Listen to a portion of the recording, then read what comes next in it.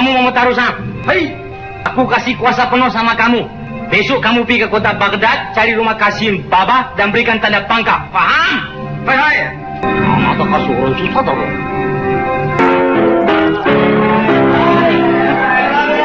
Itu siapa cakap?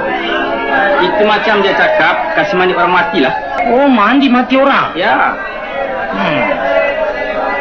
Oi, anak tak tunggu ruang. Watashi masuk dalam. Okey.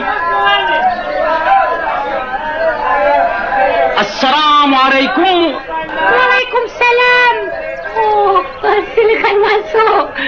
Silakan masuk. Oh, Allah baik. Tuan punya pakaian saya tak pernah tengok dah. Cik Nur datang daripada mana dah? Dari Nippon lah. Oh, apa ada datang kemari?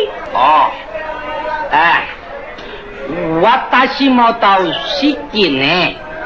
Dalam 2-3 hari to, anak tak mandi mati orang kah? Tak ada. Oh. Kamu cakap betul kah? Lagi potong kabar. Ada. Siapa? Itu Kasim Baba. Kasim Baba. Di mana tinggal? Lorong 3, 1, 2, 3. Sok ni. Itu bikin kasut punya depan. Sok na. Arigato. Arigato. Pagina. Tadi ada orang datang dari kedai sayur. Dia mau tahu di mana rumah Kasim Baba. Allah Pak, saya terpaksa terus. Dia pukul kepala sayur. Saya pikir itu orang jahat lah. Indah si waktu pagi burung bersiul bernyanyi.